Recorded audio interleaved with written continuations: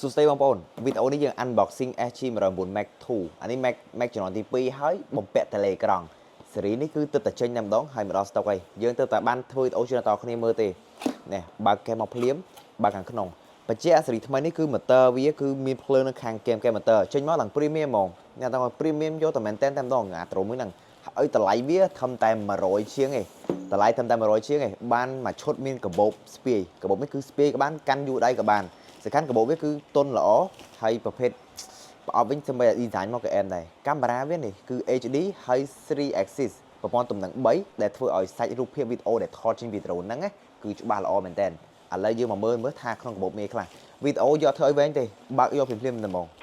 កាបូបវាគឺប្រភេទកាន់ដៃបែបហ្នឹងក៏បានចង់ស្ពីក៏បានដែរស្អាតនេះមានរូបខាងលើហើយរូបខាងកែមក៏ដូចជាខាងក្រោយគឺចេញមកកណាត់ចេញមកឡើងស្អាតតែម្ដង3វ៉ាវខាងក្នុងគឺឃើញថាការ workshop ស្អាតមែនតើអ្នកនរទទួលបានជាមួយនឹង remote control នេះគឺឃើញហ្នឹង remote control មានអេក្រង់ថ្មមួយគ្រាប់បច្ចេកដ្រូនតម្លៃ100ជាងហ្នឹងគឺមកមួយឈុតមានថ្មតែមួយគ្រាប់ទេយើងចង់ទិញថ្មបន្ថែមក្រៅយើងអាចទិញបន្ថែមក្រៅដែលខ្លួនឯងបានហើយនេះគឺ drone តែម្ដងនេះគឺ drone សភៅណែនាំស្លាបសកួរផ្សេងៗឥឡូវដកលើឲ្យមើលមុនសិនឥឡូវយើងទទួលបានជាមួយនឹងសភៅណែនាំនេះគឺណែនាំពីការ download app វាគឺឈ្មោះថា VS GPS ណានេះ app នេះមើលឃើញអត់ focus មួយសិន VS GPS Pro យើងអាច download app ហ្នឹងក៏បាន scan តាម QR នេះក៏បានដែរហើយបន្តមកទៀតយើងមកទទួលបានជាមួយសភៅណែនាំដែលណែនាំពី drone ការប្រភេទផ្សេងៗយើងអាចមើលបន្ថែមទៀតបានអានេះគឺជាគ្រឿងបន្លាស់ផ្សេងៗមានដូចជាខ្សែសាកទល់ល្វីស្រាប់យើងដោះដូរស្លាប់ដោយខ្លួនឯងហើយមានជាមួយនឹងស្លាបសកួរឲ្យយើងដូចជាមួយឈុតដែរទៅបានជាមួយនឹងថ្មនេះគឺជាថ្មរបស់ drone ហ្នឹងតែម្ដងថ្មគឺទំហំធំណាស់នេះទៅ3800មីលីអាំពែសម្រាប់ទំហំថ្មនឹងមួយគ្រាប់3800មីលីអាំពែដែលធ្វើឲ្យ drone ហោះបានរយៈពេលក្រោមកន្លះម៉ោងវាអាចនឹង20នាទីជាងឬក៏10នាទីជាងទេតាមកម្លាំងខ្យល់ជាក់ស្ដែងនៅពេលដែលអ្នកនេះហោះតាមតំបន់ហើយនេះគឺជា drone ចេញមកស្អាតតែម្ដងនេះស្អាតគឺមិនធំពេកក៏មិនតូចពេកដែរមកនេះកាន់ទៅវាប៉ុណ្ណឹងដៃដល់ពេលយើងលាដៃលេជើងលាខាងលើខាងក្រោមគឺធំជាងបាតដៃទៀតអញ្ចឹងគឺថាហោះជាមកសំកាំងជាមកគឺ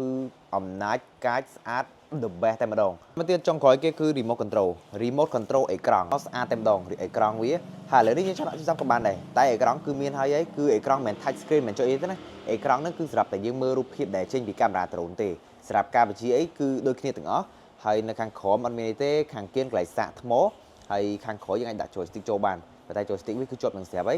់ហើយនេះគឺមានកន្លែងសេរីកាមេរ៉ាចូលឡើងប្រអប់វាទទួលបានបែបហ្នឹងណាមានទាំងអស់បែបហ្នឹងនេះដូចក្នុងរូបតែម្ដងណាហើយសំខាន់ពេលតែទិញពីខែយើងទៅមានការថែមជាមួយនឹងកដោដូចជា3 4មុខដែរ3 4មុខដែរណាទាំងនេះកុំភ្លេចឆាបអត់នឹងពេកពេលតែទិញឆាសួរផងកដោ3មុខមានអីគេខ្លះមានអីគេខ្លះឥឡូវយើងចូលសាច់ពីដ្រូនហ្នឹងតែម្ដងសម្រាប់ដ្រូនវាពិបាកទេអាផ្សេងគឺកវត្តចោលតែម្ដងទៅនេះគឺយើងយកតែថ្មមកកុំភ្លេចសាកថ្មនេះ Type C យើងអាចយកខ្សែដោតសាកថ្មឲ្យពេញទ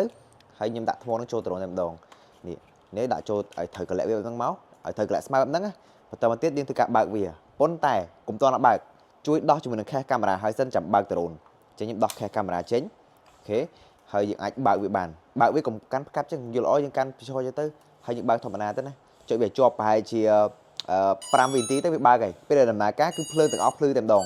និយាយទៅខ្ញុំឆ្លាញ់ភ្លើងលើម៉ូទ័រហ្នឹងកែមែនតើពេលហោះទៅមើលមកឡើងស្អាតមែនតើតែម្ដងឥឡូវវាដំណើរការហើយអញ្ចឹងយើងជួយដាក់វាលើណាឲ្យស្មើមកទុកមកផ្លែតឲ្យកាមេរ៉ាវាចាប់ដើមពុតដៃពុតជើងងាកចុះងាកឡើងនេះក្រែតវាងាកចុះងាកឡើងចឹងទៅឥឡូវយើងបើកជាមួយតេឡេចុះនេះជាប់ណាចុះជាប់មកវាចាប់ដើមចេញភ្លើងហើយទឺតអីវាប្រាប់អីនេះវាប្រាប់ឲ្យថាពេលដែលបើកតេឡេហ្នឹងហើយវាជួយឲ្យយើងចាំនឹងប្រហែលជា20វិនាទីទៅ30វិនាទីទៅដើម្បីឲ្យវាចាប់ដើមបើកដំណើរការឡើងជាមួយនឹង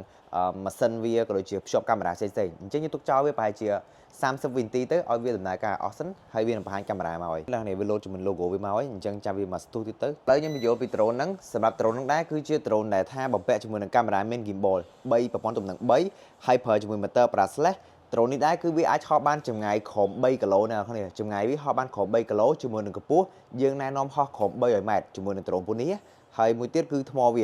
ាទំហំ3800មីលីអាំពែអាចនិយាយថាហោះបានក្រោម30នាទីប្រហែលជា20នាទីស្ដើងឬក៏ក្រោម20នាទីតាមកម្លាំងខ្យល់នៅពេលដែលយើងហោះជាក់ស្ដែងហើយប្រភេទ drone នេះគឺវាមានជាមួយនឹង sensor ទប់នឹងដែ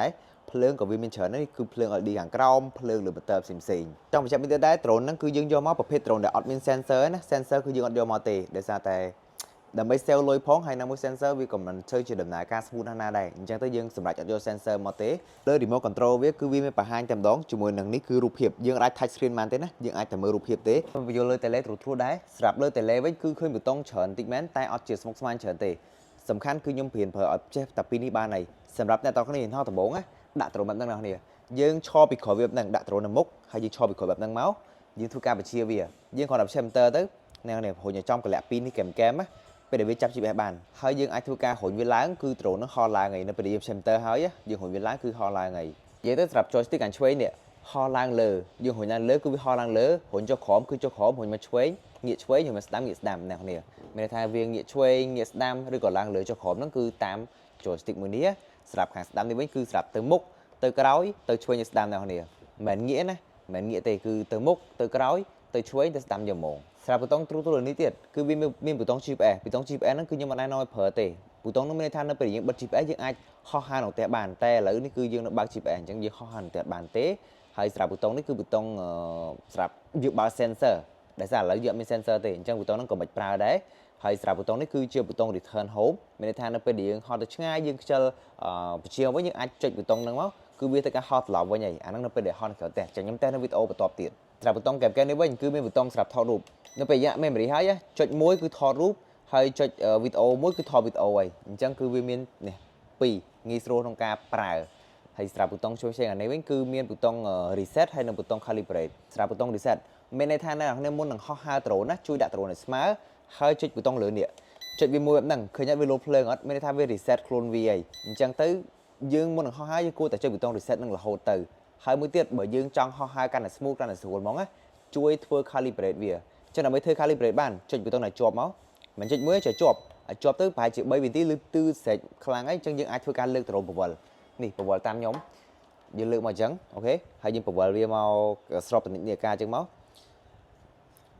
នេះគេលឺទឺអញ្ចឹងហើយយើងលើកបែរក្បាលលើហើយយើងពវល់មកជុំពីរជុំទៀតមកលឺទឺទៀតមកហ្នឹងអូខេ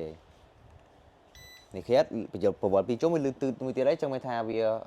calibrate ហើយអញ្ចឹងយើងចាំមកស្ទុះឲ្យកាមេរ៉ាវាដើរ gimbal មកត្រង់វិញមកអានេះយើងអាច take off ហោះបានហ្មងប៊ូតុងចុងក្រោយគេប៊ូតុងនេះគឺប៊ូតុងលបឿនអ្នកនរ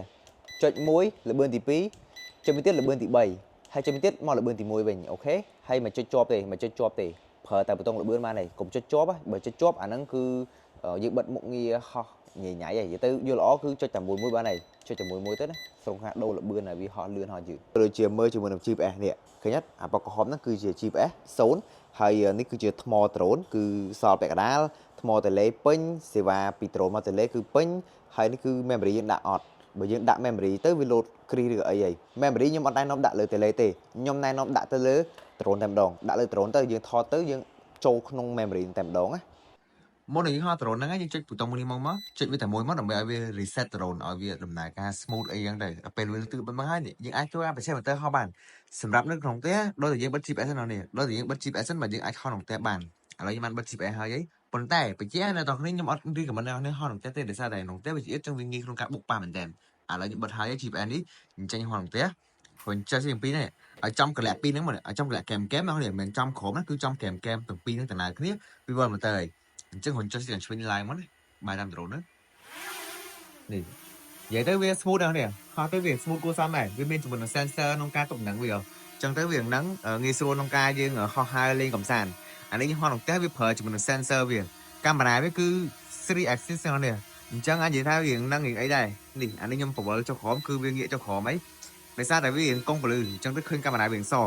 ជាក់ស្ដែងនៅក្រៅឃើញច្បាស់ធម្មតាណាស់នេះនិយាយថាដ្រូននេះគឺវាងាយស្រួលប្រើប្រាស់ងាយស្រួលហោះមែនតើងាយស្រួលហោះយូរតែមែនតើតែម្ដង